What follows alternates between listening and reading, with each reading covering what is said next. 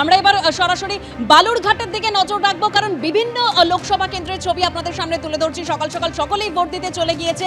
বালুরঘাটের ছবিটা কি বলছে সরাসরি নজর রাখবো। আমাদের প্রতিনিধি অনির্বাণ বিশ্বাস আমাদের সঙ্গে রয়েছে। অনির্বাণ,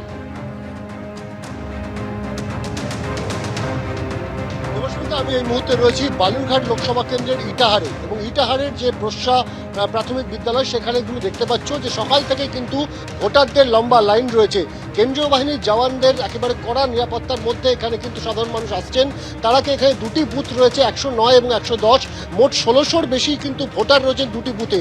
স্বাভাবিকভাবে সকাল থেকে কিন্তু মানুষজন আসছেন এবং তারা কিন্তু ভোট দিচ্ছেন। সেন্ট্রাল ফোর্সের যারা জওয়ান তারা কিন্তু একেবারে কড়া নজর রেখেছেন, মোবাইল নিয়ে কাউকে ভেতরে ঢুকতে দেওয়া হচ্ছে না। কিন্তু পাশাপাশি আমরা দেখলাম যে যদি কোনো বয়স্ক বা এজেড পিপল যদি কেউ আসেন তাদেরকেও কিন্তু ধরে ধরে তারা ভেতরে প্রবেশ করিয়ে দিচ্ছেন। স্বাভাবিকভাবে এখনো পর্যন্ত কিন্তু শান্তিপূর্ণ ভোট। তোমাকে জানিয়ে রাখবো যে বালুরঘাটে এই যে লোকসভা কেন্দ্র সেখানে কিন্তু প্রায় 1569টি বুথ রয়েছে, যার মধ্যে 284টি বুথ, সেই বুথগুলো কিন্তু স্পর্শকাতর, এবং তার মধ্যে শুধু ইটাহার যেখানে আমরা রয়েছি সেখানে কিন্তু 40টি স্পর্শকাতর বুথ রয়েছে। স্বাভাবিকভাবেই দার্জিলিং এবং রায়গঞ্জের পাশাপাশি এই যে বালুরঘাট কেন্দ্র সেটাও কিন্তু যথেষ্ট হেভিওয়েট কেন্দ্র, এবং স্বাভাবিকভাবে ত্রিমুখী লড়াই রয়েছে। সব দিক থেকে নির্বাচন কমিশন চাইছে যাতে শান্তি এবং সুষ্ঠু ভোট তারা করতে পারেন। এবং সকালে তোমার এই ছবিটা দেখলে বুঝতে পারছো যে সকাল থেকে মানুষজন তারা কিন্তু চলে এসেছেন। আমরা কথা বলার চেষ্টা করবো। সকাল সকাল যে ছবি আমরা দেখতে পাচ্ছি, সময় যত এগোচ্ছে লাইনটাও ততই দীর্ঘ হচ্ছে। এবং বালুরঘাটের যে ছবি ইতিমধ্যেই ধরা পড়লো, বালুরঘাট লোকসভা কেন্দ্রের ছবি আপনাদের সামনে তুলে ধরলাম। সেখানে অবাধে এবং শান্তিপূর্ণভাবেই ভোট হচ্ছে।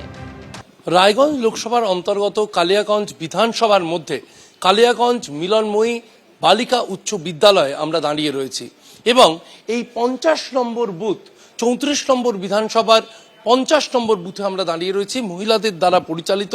এবং বাইরের যে ছবিটা দেখা যাচ্ছে তা নির্বাচন কমিশনকে অনেকটাই স্বস্তি দেবে, কারণ পুরুষ ভোটাররা যেমন লাইন দিয়ে দাঁড়িয়ে রয়েছেন, পাশে মহিলা ভোটারদের লাইন সেখানেও কিন্তু ভিড় কম নয়।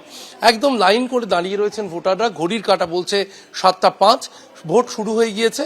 এবং একেবারে পাড়ার আবহ, অর্থাৎ এই পোলিং স্টেশনের আশেপাশের মানুষ যেহেতু ভোটাররা আসছেন, কার বাড়ির কি সমস্যা রয়েছে, যারা শারীরিকভাবে অসুস্থ, একটু বয়স্ক, তাদের কিন্তু এগিয়ে দেওয়া হচ্ছে একেবারে পাড়ার আবহ মাথায় রেখে কার কি সমস্যা থাকতে পারে, এবং তা জেনে কিন্তু পাড়ার অন্যান্য মহিলারা, অন্যান্য পুরুষরা, তারা বয়স্ক যারা রয়েছেন তাদেরকে এগিয়ে দিচ্ছেন ভোট দেওয়ার জন্য।